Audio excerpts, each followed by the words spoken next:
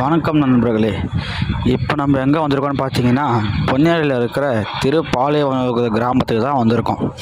இந்த கிராமத்துக்கு என்ன ஒரு சிறப்புன்னு கேட்டிங்கன்னா, இங்கே 1500 பழமையான ஒரு சிவன் கோயில் இருக்குது. அது யார் கட்டினு கேட்டிங்கன்னா, ராஜேந்திர சோழன் கட்டின கோவில் தான் இந்த கோவில் சொல்கிறாங்க. 1500 வருஷம் பழமையான சிவன் கோவில் இது. இந்த கோவில் என்ன சிறப்புன்னு பார்த்தீங்கன்னா, பால் கடையில் கடையும் போது ஒரு அமிர்தம் வந்திருக்கும். அது எல்லாருக்கும் தெரிஞ்ச கதை தான். அந்த அமிர்தத்தை ஒரு பாலை மரத்தில் ஒழிச்சு வச்ச கோவில் தான் இந்த கோவில். வாங்க உள்ளே எப்படி இருக்குன்னு சுற்றி பார்க்கலாம். இந்த கோவில் வந்து ரொம்ப பழமையான கோவில் சொல்கிறாங்க. இந்த கோயிலுக்கு அடுத்த வருஷம் தான் திரும்பி கும்பாபிஷேகம் பண்ண போகிறோன்னு சொல்லியிருக்காங்க. அதனால தான் ஃபுல் அண்ட் ஃபுல்லு ஏற்பாடு பண்ணியிருக்காங்க. நீங்களே பார்த்துருப்பீங்க, கட்டையெல்லாம் இருந்திருக்கும். இந்த கோவில் இப்போ உள்ளே பாருங்கள். இது ரொம்ப பழமையான கோவில். ராஜேந்திர சோழனே சிவன் மேலே இருக்கிற ஈர்ப்பால் கட்டின கோவில் இது. பார்த்தீங்களா?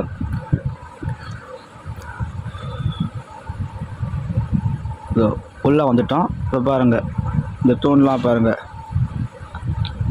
இந்த லிங்கத்துக்கு ஒரு என்ன சிறப்புனா, லிங்கத்து மேலே ஒரு வெட்டுக்காயம் விழுந்துருக்கும். அது ஏன்னு தெரியுமா? கடைசி வரையும் பாருங்கள், உங்களுக்கே புரியும் ஏன் அந்த வெட்டுக்காயம் வந்ததுன்ட்டு.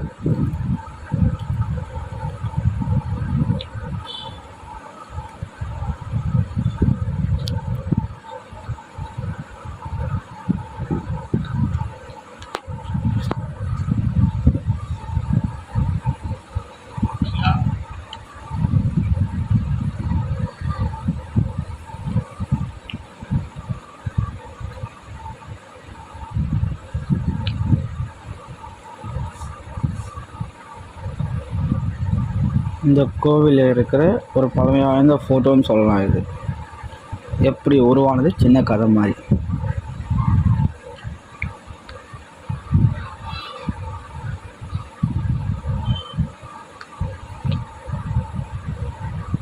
இதோ இந்த கதை தான் சொன்னேன் நான். இதோ இந்த கதை தான் சொன்னேன் நான். பாருங்கள், பால் கடை கரையும் போது அசுரர்களும் தேவர்களும் கடையிறாங்க. அதில் வர ஒரு தீர்த்தத்தை வந்து லிங்க வடிவில் செஞ்சு பாலை மரத்துக்கு அடியில் வச்சு எல்லோரும் கும்பிட்டுக்கிட்டு வராங்க. அந்த பாலை மரத்தை வந்து நம்ம ஈசன் பெருமான் வந்து காட்சி தராரு, நல்லா காட்சி தராரு. சரி, தேவர்கள் வந்து இந்த அந்த அமுதத்தை குடிச்சிட்டு அந்த பக்கத்தில் இருக்கிற ஆற்றுல வந்து கை கழுவும் போது அசுரர்கள் அதை பார்த்துடுறாங்க. அதை பார்த்துட்டு சரி அவங்க கை கழுவுறாங்க, அந்த தீர்த்தத்தை குடித்தா நம்மளுக்கு வந்து நல்லா இருக்கும், நம்ம நல்லா இருப்போம்னு சொல்லிட்டு தவளக்கா வேஷத்தில் அந்த குளத்துக்கிட்ட வராங்க அந்த தண்ணியை குடிக்கிறதுக்கு. அப்போ தான் என்ன பண்ணுறாங்கன்னா, தேவர்களும் ஒரு சாபம் விடுறாங்க அசுரர்களுக்கு. இந்த ஏரியில் எந்த தவளக்காவும் வரக்கூடாது. அதனால தான் சுற்றி இந்த ஏரியில் மட்டும் எந்த தவளக்காவும் இருக்கவே இருக்காது. சொல்ல போனீங்கன்னா உங்களுக்கே நீங்கள் அப்புறம் காமிக்கிறேன், ஏரியை நீங்கள் பாருங்கள். ஒரு நாள் ராஜேந்திர சோழன் போருக்கு போகிறதுக்கு முன்னாடி அவர் யானையும் குதிரையும் இந்த மரத்தில் கட்டி வைக்கிறார் அவர் நைட் டைமில். சரி, காலையில் ஆயிடுச்சு கிளம்பலான்னு சொல்லி 2 யானை குதிரை எழுப்பும்போது அவங்க ரொம்ப சோர்வாக இருக்காங்க. அது அவருக்கு ஒன்றுமே புரியல. என்னடா இது ரொம்ப சோர்வாக இருக்காங்க, என்ன ஆச்சு? சரி, அவங்க ஆளுங்களை கூப்பிட்டு இந்த மரத்தை வெட்டுங்க, இவ்வளோ இது வரைக்கும் நான் பார்க்கணும் சொல்லும்போது வெட்டும்போது தான் உள்ளே ஒரு சிவலிங்கம் இருக்கிறத அவர் கண்டுபிடிக்கிறாரு. சிவலிங்கம், அந்த சிவலிங்கத்தை மரத்தை வெட்டும் போதே மேலே லைட்டாக வெட்டுப்பட்டிருக்கும் சிவலிங்கத்துக்கு. அதுக்கப்புறம் சிவபெருமான காட்சி தந்து இந்த கோவிலை நீங்கள் கட்டுங்க பெருசாக என்ன சொல்லுங்கன்னா, இந்த கோவில் உருவான கதை உண்மையாக சொல்ல போனால் இது வந்து 1500 வருஷத்துக்கு முன்னாடியே கட்டின கோவில்.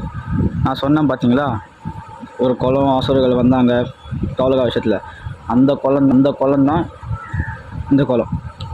பார்த்தீங்களா எவ்வளோ கொஞ்சம் பெரிய குளமாகவே இருக்குது. இந்த குளத்தில் சுற்றி பார்த்தீங்கன்னா ஒரு சின்ன தவளகா குச்சியை கூட உங்களால் பார்க்க முடியாது. அதனால் அசுரர்கள் செஞ்ச வந்து ஒரு சாபம் மாதிரி சொல்லலாம்.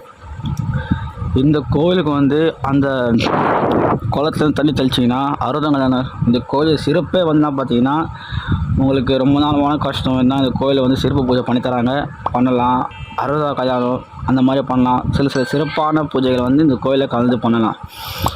மீண்டும் உங்களை சந்திக்கிறேன். நன்றி, வணக்கம்.